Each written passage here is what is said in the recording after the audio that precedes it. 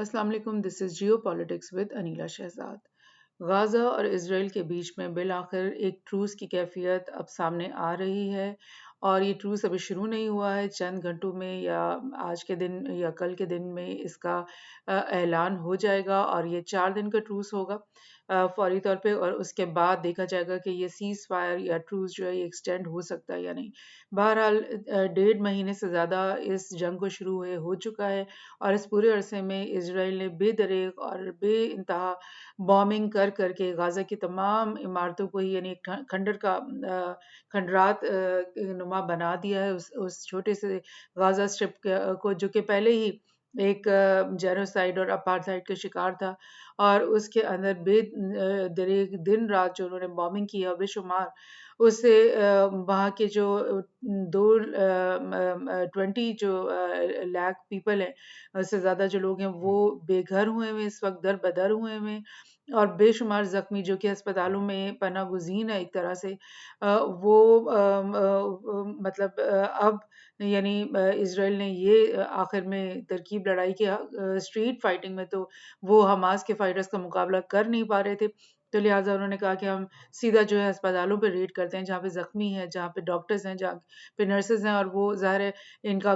के साथ gun fighting तो नहीं करेंगे। तो उन्होंने ये एक-एक करके जो है अब इनके हॉस्पिटल्स की रेड करना शुरू कर दिए थे, और वहाँ पर जाकर उन्होंने अपनी बदमाशी और ये चीज़ झूठी वीडियोज़ बनानी कि यहाँ पर हमें ये वेपन्स मिल गए हैं हॉस्पिटल के अंदर, ये टनल मिल गया है हॉस्पिटल के अंदर। सो ये तमाम तमाशा वो कर रहे थे। बहरहाल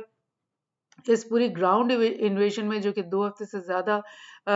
हो गया है इज़राइल को ग्राउंड इन्वेशन किए हुए गाज़ा के अंदर, उसके अंदर इज़राइल को बेइंतहा नुकसान उठाना पड़ा है। और बहुत सारे वेस्टर्न एनालिस्ट कह रहे हैं कि आप समझ लो कि इज़राइल जो है ये वॉर हार चुका है। तो बहरहाल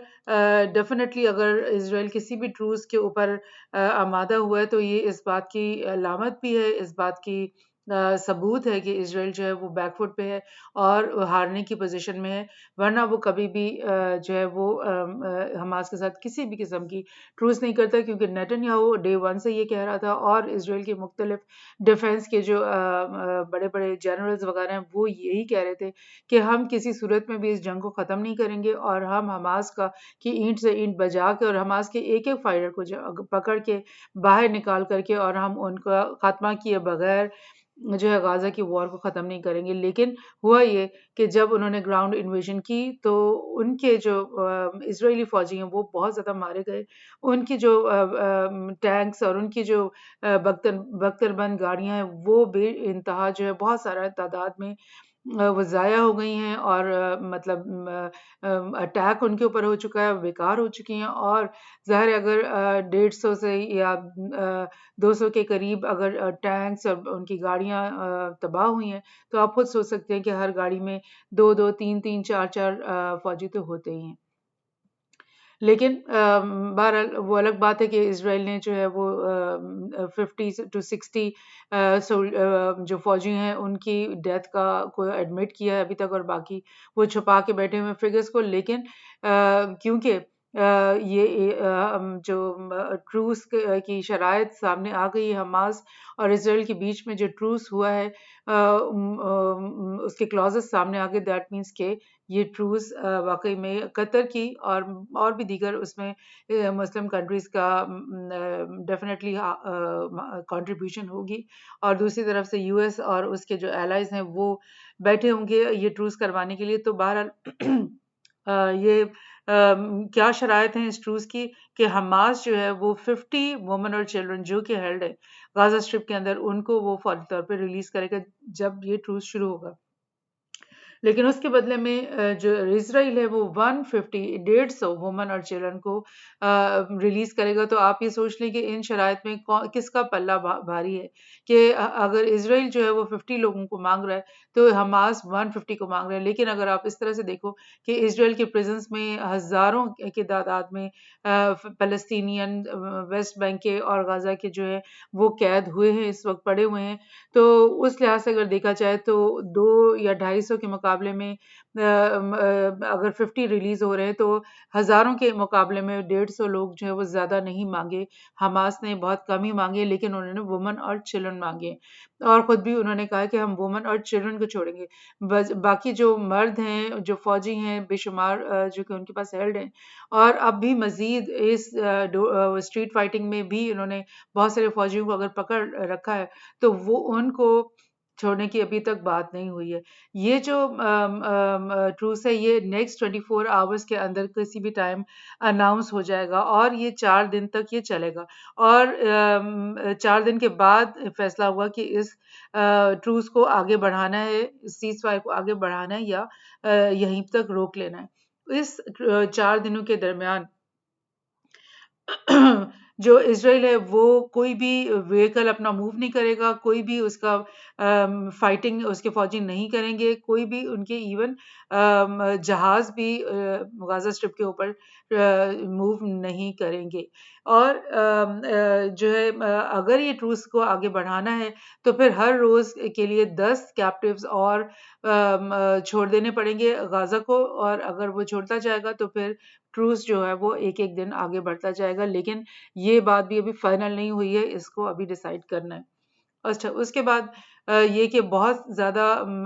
सैकड़ों की तादाद में हमास ने कहा है कि एड के जो कॉन्वॉयज़ बाहर खड़े हैं, रफ़ा बॉर्डर के बाहर, उनको अंदर आने की इजाज़त होगी। उनके अंदर रिलीफ़ भी है, मेडिसिन्स भी हैं, फूड भी है, वाटर भी है और फ्यूल भी है। बहुत सारा फ्यूल भी है जो इनके जनरेटर्स और इनकी हॉस्पिटल्स को चलाने के लिए बहुत ज़्यादा इस वक़्त ज़रूरत है।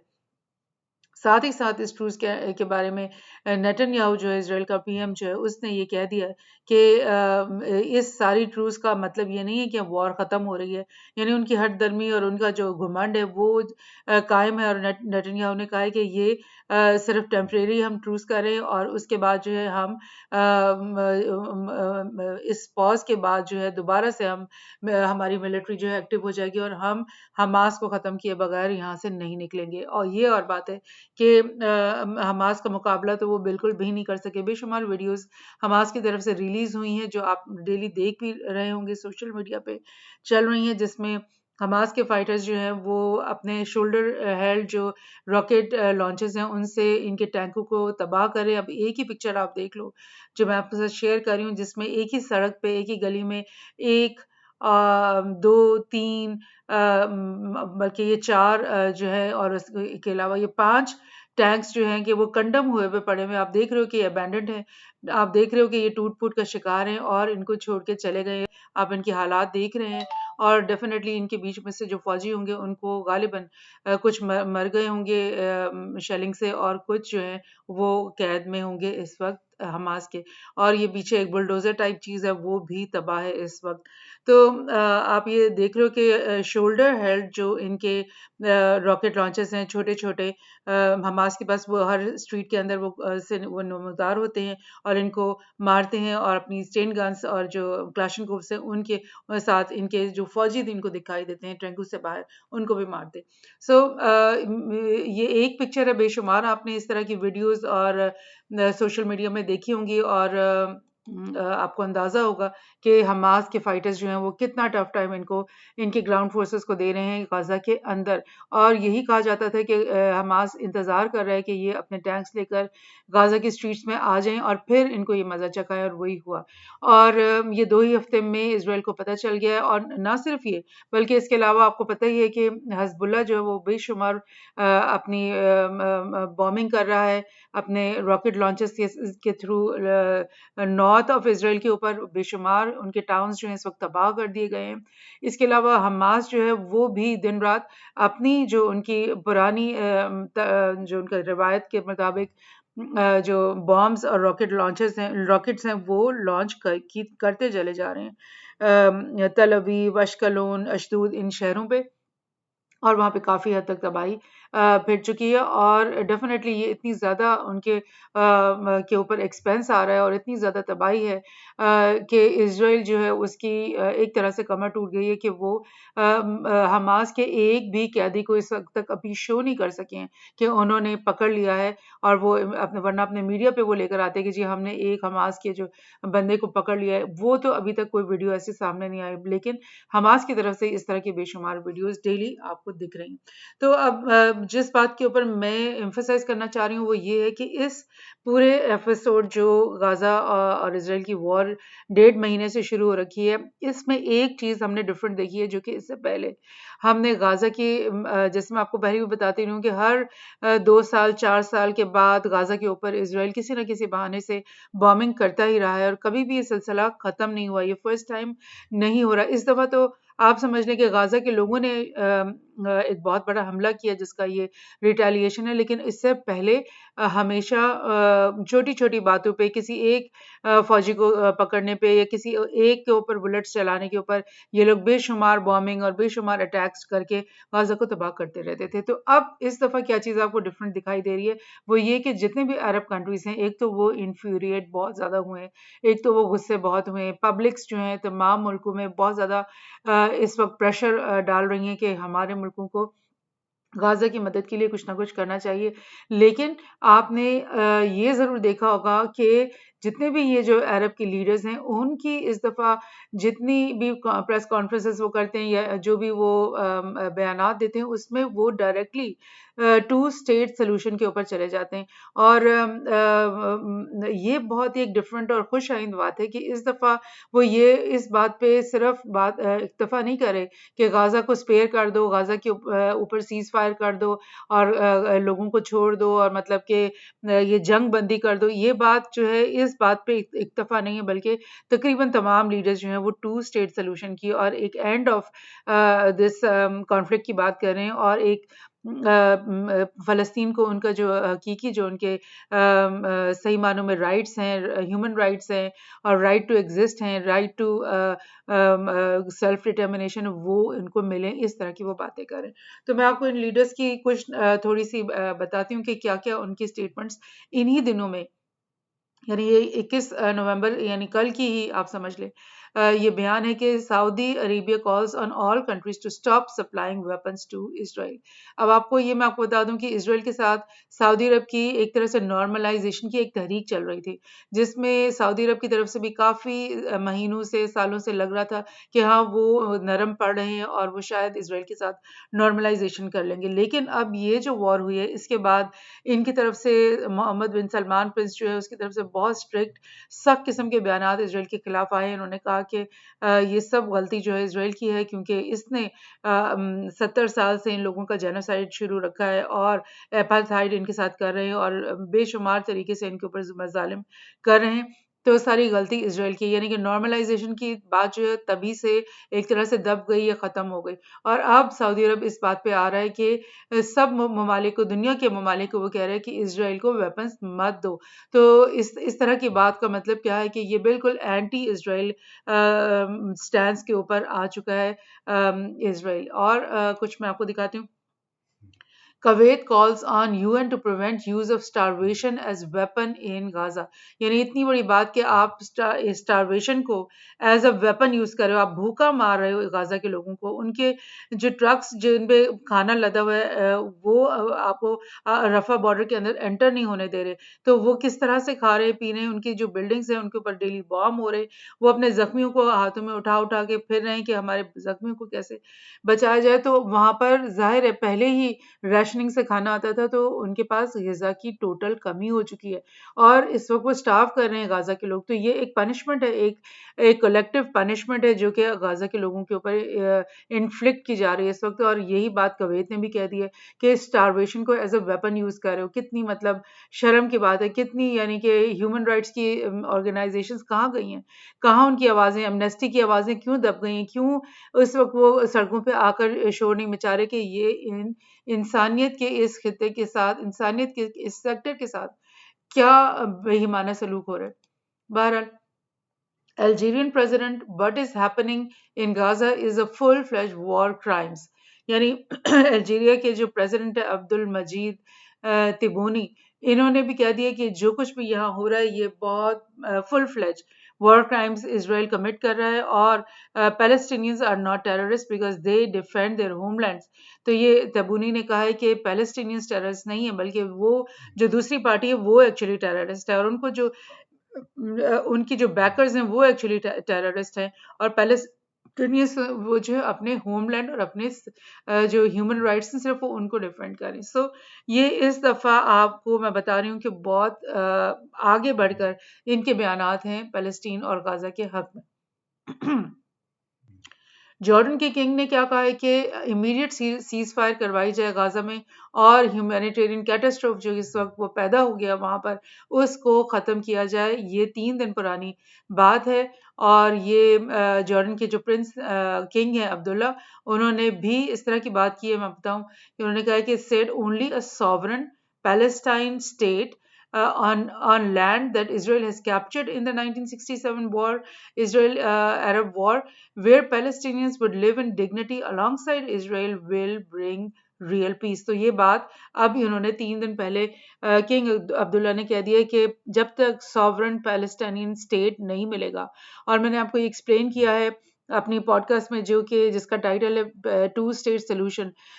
उसमें मैंने आपको एक्सप्लेन किया है कि वन स्टेट सोल्यूशन क्या थी और टू स्टेट सोल्यूशन क्या थी, और क्यों इसराइल इन दोनों सोल्यूशंस के ऊपर नहीं आता, और इसके इस सोल्यूशन किसी भी सोल्यूशन पैलेस्टीनियन के लिए जो है वो नहीं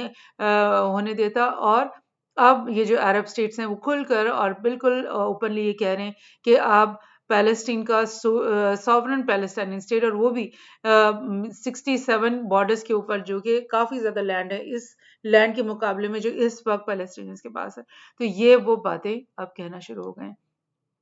चाइना जो है उसका एक कलीदी किरदार है। बज़ाहिर ऐसा लग रहा है कि चाइना बैक बेंचर बनकर ये सारा तमाशा देख रहा है, लेकिन रियलिटी में ये है कि चाइना बार-बार कह चुका है कि वो पैलेस्टीनियंस के साथ खड़ा है, और उनके लिए जो है वो मतलब एक टू स्टेट सॉल्यूशन के साथ वो खड़ा हुआ है। और इसी सिलसिले में चाइना ने सबसे पहले तो उसका बहुत बड़ा काम कि उसने सऊदी और ईरान की दोस्ती करा ली। उसके बाद उसका सेकंड स्टेप के उसने इन दोनों के ये जो दो अलग-अलग पार्टीज बनी हुई थी, जिसमें टर्की, कतर और ये जो ईरान और ये सब अलग एक पार्टी बने हुए थे, और सऊदी और इनके जो एलाइज थे यूएई, जॉर्डन, ये अलग पार्टी बने हुए थे। अब ये मिल करके चाइना इनकी मिल करके इनके फॉरेन मिनिस्टर्स की मुलाकातें करवा रहा है और अपनी समिट्स करवा रहा है। चाइना के अंदर ये सारे फॉरेन मिनिस्टर्स अभी पहुंचे हुए थे। ये मैं आपको बता दूं किस दिन, 20 नवंबर, यानी 2 दिन पहले। और इन्होंने पैलेस्टीनियन फॉरेन मिनिस्टर ने उस वक्त ये कहा कि जो है बीजिंग उसने ये कहा है कि वॉर की जो एंड है वो हम चाहते हैं, और हम उसके सोल्यूशंस ढूंढ रहे हैं। और चाइना मिडल ईस्ट समिट जो ये हुई है उसमें Israel seeks to end Palestinian presence, के उन्होंने कहा है कि इसराइल ये चाह रहा है कि पूरे पैलेस्टाइन खत्म ही हो जाए, यानी वो लोग पूरे के पूरे मुकम्मल वो पूरी कौम ही खत्म हो जाए, उनके सारे के सारे लोग ही बम से उड़ा दिए जाए। तो वो ये चाह रहा है और हम चाह रहे हैं कि कोई सोल्यूशन निकाली जाए। और इस डेलीगेशन में पैलेस्टीनियन अथॉरिटी के थे, और इंडोनेशिया, इजिप्ट, सऊदी अरब, जॉर्डन, इनके लोग वहाँ मौजूद थे। और इस मौके पर भी आई थिंक सो उन्होंने यही कहा है कि Beijing has repeatedly called for a two-state solution and end of war. So Beijing या चाइना जो है वो जितनी भी हिमायत कर रहा है इस पूरी पीस प्रोसेस की और ये सीज फायर की, उसके अंदर वो बार बार इस बात को कह रहे हैं कि टू स्टेट सोल्यूशन लेकर आओ। यानी कि एक तरफ आप सोचें कि इसराइल सोच रहा था कि जी मुझे तो बड़ा अच्छा मौका मिल गया, मैं तो इन सब की जो है वो तबाही इनको कर दूंगा, इनको इनको खाको खून कर दूंगा, इनको पूरे के पूरे गाजा से निकाल ही दूंगा। और उसका जोर था कि ये गाजा से निकल करके इजिप्ट के जो सनाई डेजर्ट है वहां पे कैंप सिटी बनाकर वहां पर बैठ जाए और हमें पूरा गाजा हमें मिल जाए। और दूसरी तरफ चाइना की और सारे अरब कंट्रीज की बात कि इनको टू स्टेट सोल्यूशन के तहत आज़ाद करो, और जितना लैंड तुमने 67 वॉर में इनसे लिया हुआ है वो भी वापस करो। सो ये एक बहुत बड़ी चेंज है जिसकी तरफ मैं आपकी तवज्जो मबजूल करना चाह रही हूँ। China and Russia plan to work together for a 2 state solution for Israel and Palestine. ये देखें कि ये भी एक बिल्कुल लेटेस्ट ही न्यूज़ है। ये अक्टूबर 20 यानी इस वॉर के शुरू होने के 2 हफ्ते बाद जो है चाइना और रशिया ने कहा कि हम जो है